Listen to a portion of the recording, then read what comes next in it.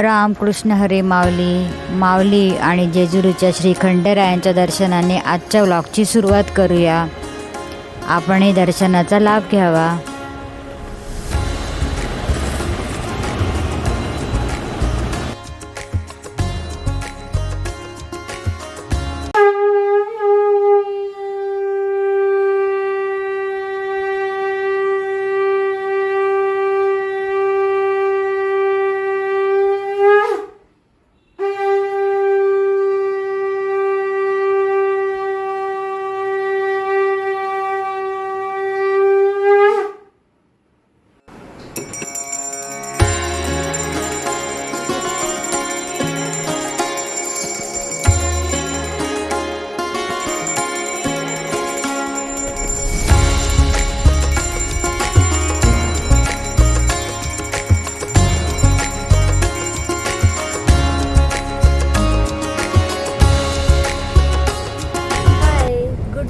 सगळ्यांना प्राजक्ता मन जिंकण्याची वाट या चॅनलमध्ये तुम्हा सर्वांचं स्वागत आहे. तर आज मी जात आहे विलेपार्लेमध्ये. तिथे माझं काम आहे मार्केटमध्ये. सो तुम्हालाही घेऊन जाते. Let's go. काल सकाळीच आमच्याकडे पाऊस येऊन गेला होता. सकाळी 6 वाजता पाऊस पडत होता, पण शूटिंग घेता नाही आलं. आज सकाळी पण जरा ढगाळ वातावरण होतं, पण परत आता ऊन पडलं, चांगलं कडक ऊन पडलं. दाखवते तुम्हाला.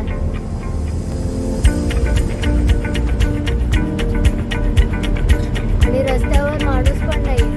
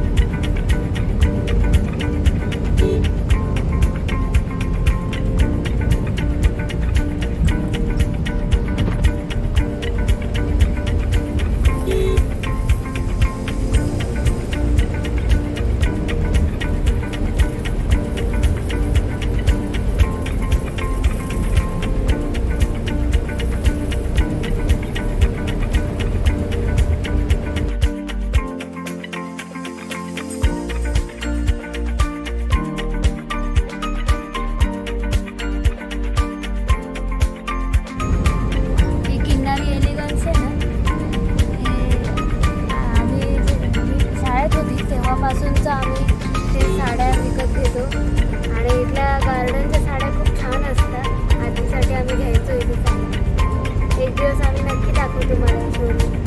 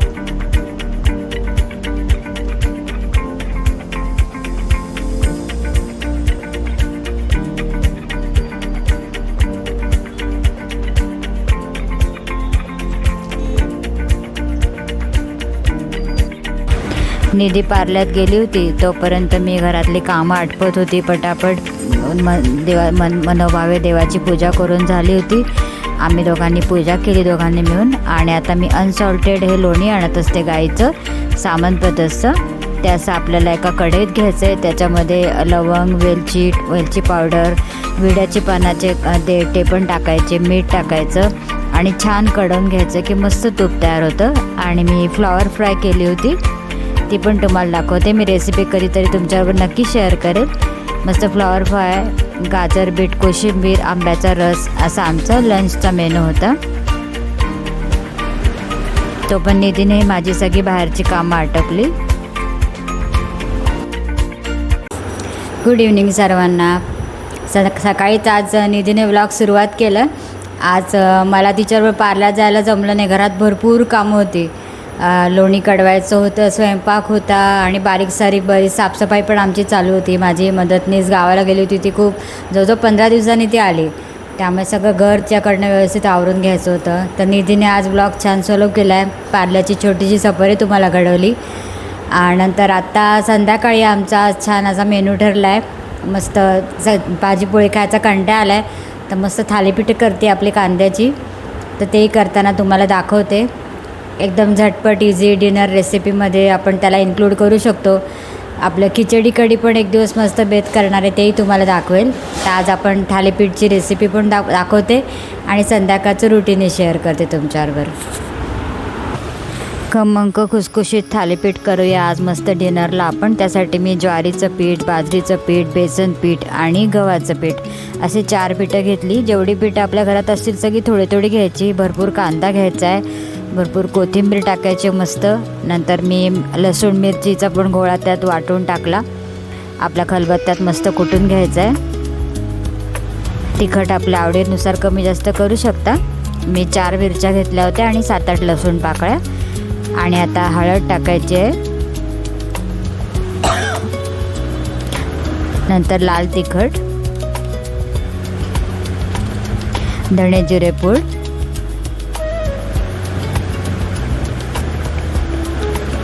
थोडीशी चवीला साखर टाकली मी.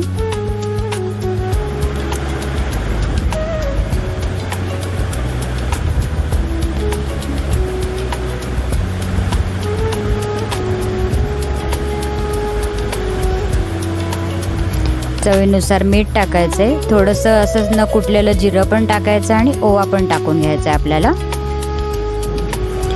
त्याने आणखी सुंदर खमंग चव येते. जिरं आणि ओवा ते भाजलं गेल्यावर फार सुंदर चव येते. आता हे सुकं मिश्रण आधी सगळं मिक्स करून घ्यायचं आहे, म्हणजे सगळ्या पिठांना ते मसाले लागतात. आणि पाणी टाकून अशा कन्सिस्टन्सीमध्ये आपल्याला मळून घ्यायचं आहे. नंतर एक पातळ रुमाल घ्यायचा आहे छोटासा, त्याला ओला करायचा आहे. बाजूला ग्लासमध्ये किंवा भांड्यात पाणी घ्यायचं आणि सतत रुमाल ओला करत राहायचा. आणि असं छोटासा गोळा घेऊन असं याप्रमाणे 4 बोटं वापरून असं छोटे छोटे थालीपीठ टाकून घ्यायचे आहे. आणि इकडे एका बाजूला तवा तापत ठेवलेला आहे, त्याला आता असं आपण तेल लावून घ्यायचं आहे आधी. आणि लास्टला साजूक तुपाचा एक हात लावायचा आहे. असंच रुमालाने अलगद उचलून तव्यावर सोडायचं आहे. आणि नंतर त्याला 4-5 भोकं पाडून घ्यायचे उलटण्याने, म्हणजे थालीपीठ आतपर्यंत छान शिजतं. आणि नंतर तेलाने किंवा साजूक तुपाने तुम्हाला जसं आवडेल तसं शेकून घ्यायचं आहे. मी साजूक तूप सगळ्यात शेवटी लावत असते. उतरवायच्या आधी एकदा पलटताना साजूक तूप लावून पलटते. तवा मीडियम फ्लेमवर ठेवायचा आहे. जास्ती मोठा ठेवला तर थालीपीठ करपू शकतं.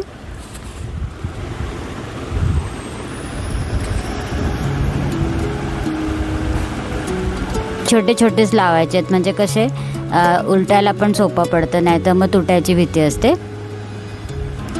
छान खमंग असं दोन्ही बाजूनी शेकून घ्यायचं आहे.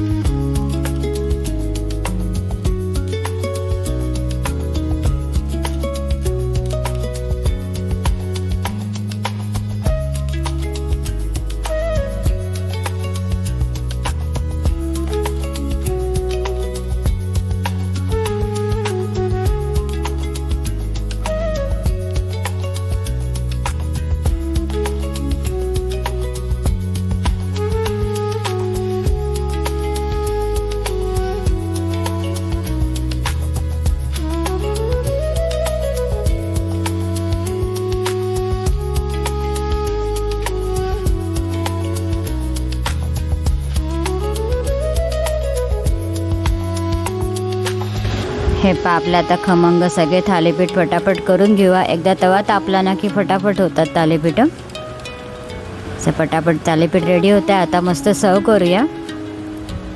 तर बाबांना लोणचं खायचं नव्हतं आज म्हणून त्यांना बटर बरोबर दिलं आहे. सॉस आणि बटर, मिरचीचं लोणचं, कैरीचं लोणचं याच्याबरोबर पण खूप सुंदर लागतात थालीपीठ. तर मस्त गरमागरम थालीपीठ आजचं आमचं इन्स्टंट डिनरचा मेनू. या तुम्ही पण जेवायला सगळे नक्की ट्राय करा.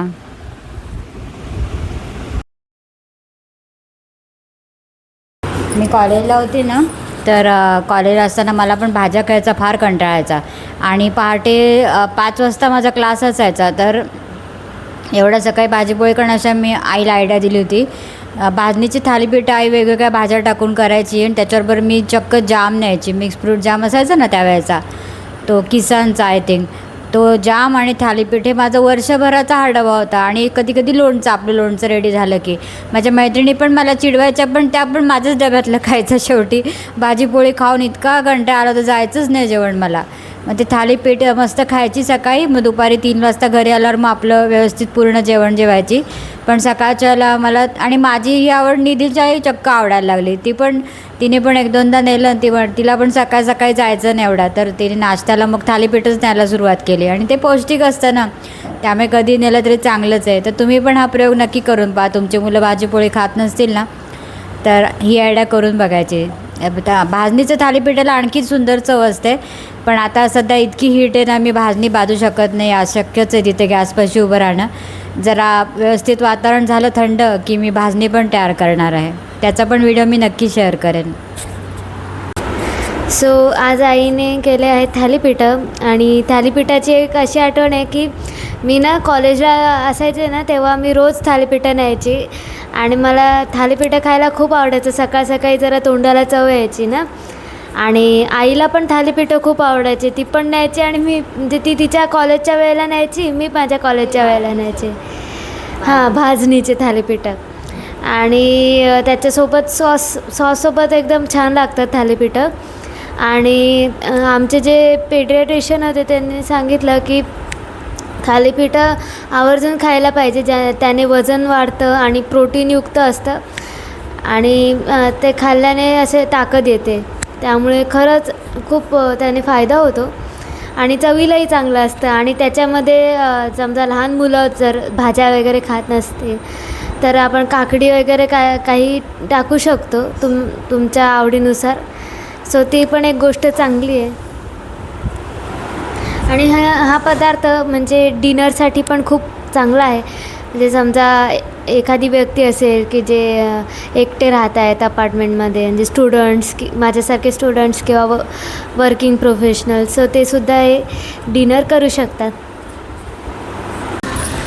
संध्याकाळी 7:30 ते 8, 8:15 ही अशी आमची धमाल चालू असते. आज निधीच्या आवडीचे गाणे, कधी माझ्या आवडीचे गाणे, कधी आईच्या आवडीचे गाणे, असे वेगवेगळे गाणे मस्त आम्ही बॉलिवूड, इंग्लिश, पॉप, ज्याला जे ऐकायचा मूड असेल ते लावतो आणि छान एंटरटेन करतो स्वतःला. आणि मला गंमत वाटते की माझ्या आवडीचे जे गाणे होते 90चे तेच निधीला पण आवडतं आहे. बॅकस्ट्रीट बॉईज, नंतर रिकी मार्टिन, ब्रिटनी स्पिअर्स, सगळे जे माझ्या आवडीचे गायक सगळे ते ती पण त्यांना फॉलो करते. तसे आमचे अर्धा पाऊण तास एक लाईट अशी मस्त मजा चाललेली असते. दाखव तिला.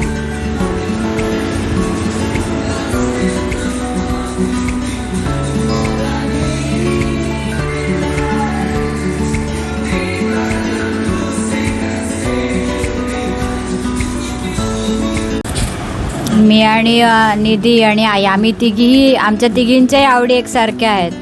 संध्याकाळी आम्ही 7:30 ते 8 अगदी मस्त असे वेगवेगळ्या काळातले गाणे ऐकतो. कधी इंग्लिश गाणे, कधी हिंदी गाणे, बॉलिवूड, नंतर आळीचे जुने राजेश खन्नाचे गाणे. काही म्युझिक थेरपी सगळ्यात बेस्ट आहे. आमच्याकडे सगळ्यांना संगीताची आवड आहे. मग इंग्लिश गाणे असो, हिंदी असो, मराठी असो, अर्धा तास आम्ही गाण्यांना डेडिकेटेड असतो. त्यावेळेला हे पण कामावर आले जरी असले तरी ते त्यांच्या आवडीचे गाणे मग आम्हाला लावायला लावतात.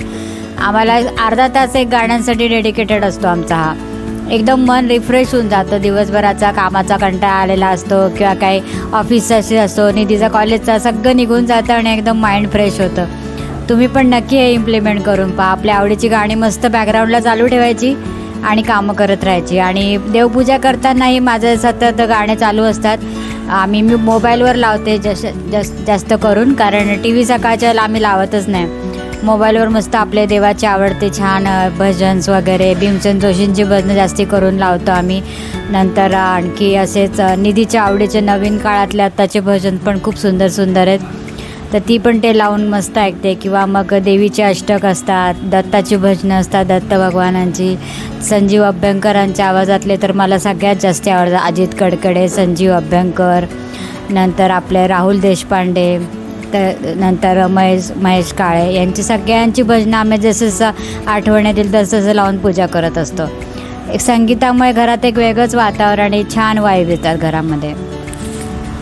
हॅलो मंडळी, आज आहे जागतिक पालक दिन. जागतिक पालक दिनाच्या तुम्हा सगळ्यांना खूप खूप शुभेच्छा. पालक म्हणजे आपल्याकरता सर्वस्व असतात.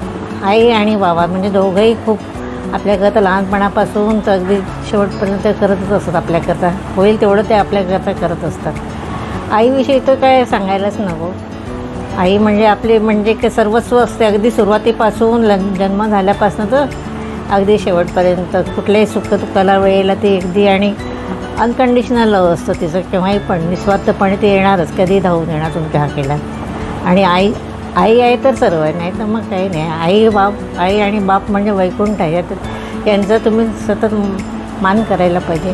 आणि दुसरं गोष्ट म्हणजे की आईवर खूप गाणे, कविता सगळे लिहिले गेलेले आहे. ते काय आता मी तुम्हाला सांगत बसत नाही, कारण ते खूपच मग यादी फार लांब वाढेल. पण म्हणजे आईचं जेवढं कौतुक केलं जातं तेवढं बापाचं कौतुक होत नाही. पण बापाचंसुद्धा आपल्यावर तेवढंच प्रेम असतं. फक्त ते आई जशी व्यक्त होते ना तसे ते व्यक्त होत नाही. त्यांचं दुरून आपलं प्रेम असतंच. आणि जे काही ते करतात ते सगळं म्हणजे आता बाहेर जाणं, ऑफिसला जाणं, कष्ट करणं, म्हणजे कुणीही असो, कुठल्याही याच्यात श्रेणीतले असो, म्हणजे आपल्या मुलांकरता सगळं करतात. आणि आता जे डॉक्टर आहेत बाबा, त्यांना असं वाटतं की आपल्या मुलांनी डॉक्टर व्हावं. इंजिनियर आहे, त्यांना असं वाटतं इंजिनियर व्हावं. कोणाचा काही व्यवसाय असतो तो व्यवसाय पुढे आपल्या मुलांनी चालवावा. म्हणजे हे सगळं आहेत ना, कल्पवृक्षच आहे हा एक प्रकारचा. तर या व्हिडिओच्या माध्यमातून मी तुम्हा सर्व पालकांचे म्हणजे तरुण, म्हातारे, कोणी जे काही असे सगळ्या पालकांचे धन्यवाद मानते. ठीक आहे. सो फ्रेंड्स, आजचा आमचा हा थोडासा पार्ल्यातली चक्कर आणि घरगुती ब्लॉग कसा वाटला तुम्हाला नक्की सांगा. ब्लॉग आवडला असेल तर लाईक करा, शेअर करा आणि सबस्क्राईब करा. भेटू उद्या नवीन फ्रेश ब्लॉगमध्ये. तो पण सगळ्यांना bye, good night. Good night.